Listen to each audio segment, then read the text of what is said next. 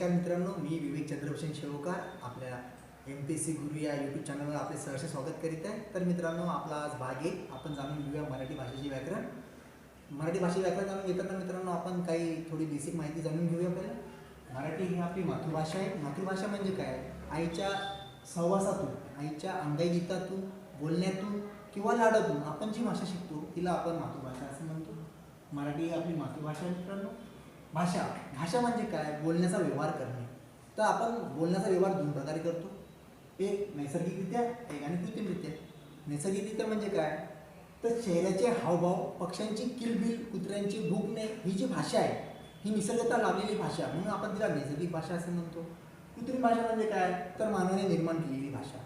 मानवाने कशी निर्माण केली? तर आपल्या तोंडावाटे निघणाऱ्या मूळ ध्वनींना आपण ध्वनिचिन्ह म्हणतो। त्या प्रत्येक ध्वनीला त्यांनी चिन्हाने अंकित केलेलं आहे, त्या चिन्हांनाच म्हणतो आपण कृत्रिम भाषा। चिन्ह साठवून ठेवणे किंवा चिन्हाचा एक संग्रह करून लिहिणे त्यालाच आपण चिन्हांची भाषा किंवा कृत्रिम भाषा असे म्हणतो। तर भाषा लिहिताना आपल्याला लिहिण्याची गरज पडते, म्हणजे लिपी। लिपी म्हणजे काय? लिहिणे, सारवणे किंवा लिपणे। लिहिताना मित्रांनो आपण मोडी लिपी आणि आदर्श लिपी अशा दोन प्रकारच्या लिपी बघणार आहोत। मोडी लिपी काय? लिहिण्याच्या वेगात आपण शब्दांना मुरड घालून किंवा मोड घालून लिहितो, म्हणून त्यांना आपण मोडी लिपी असे म्हणतो। आदर्श लिपी काय? प्रत्येक ध्वनी चिन्हाला एकाच चिन्हाने अंकित करणे किंवा एकाच चिन्हाने दाखवणे त्यालाच आपण आदर्श असे म्हणतो। एकच, प्रत्येक ध्वनी चिन्हाला एकच, ठीक आहे। मराठी आपली पुष्कळशी आदर्श आहे।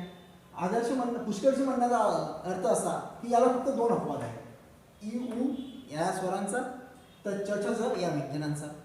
इ आणि उ हे दोन स्वर ऱ्हस्व आणि दीर्घ या दोन प्रकारे उच्चारले जातात। तर च छ ज या हा व्यंजनांचा गट तालव्य आणि दंत तालव्य या प्रकारात उच्चारला जातो, म्हणून आपण त्यांना आदर्श म्हणू शकत नाही, कारण की हे दोन अपवाद आहेत, ठीक आहे। तर मराठी भाषेचे पहिले पुस्तक 1805 मध्ये विलियम कॅरी यांनी इंग्लिशमध्ये लिहिले, तर ग्रामर ऑफ मराठा लँग्वेज हे पुस्तक त्यांनी सर्वप्रथम लिहिले। हे पुस्तक मराठी भाषेमध्ये असल्यामुळे 1836 दादोबा पांडुरंग तरखडकर यांनी महाराष्ट्र भाषेचे व्याकरण हे पुस्तक लिहिले। तर मित्रांनो 1836 आणि महाराष्ट्र भाषेचे व्याकरण हे बघूया समोर। 1836 मध्येच गंगाधर शास्त्री फडके यांनी पण महाराष्ट्र भाषेचे व्याकरण लिहिलं। मित्रांनो दादोबा पांडुरंग तरखडकर यांना मराठी भाषेचे पाणिनी म्हणतात, तर त्यांनी लिहिलेल्या पुस्तकाला महाराष्ट्र भाषेचे व्याकरण याला मराठी भाषेची गंगोत्री असे म्हणतात। इतर परीक्षेच्या दृष्टिकोनातून महत्त्वाचा प्रश्न म्हणजे दादोबा पांडुरंग तरखडकर हे मराठी भाषेचे पाणिनी आहेत हे लक्षात ठेवायला पाहिजे मित्रांनो। तसेच मराठी भाषेचे शिवाजी म्हणून विष्णू शास्त्री चिपळूणकर यांना ओळखले जाते।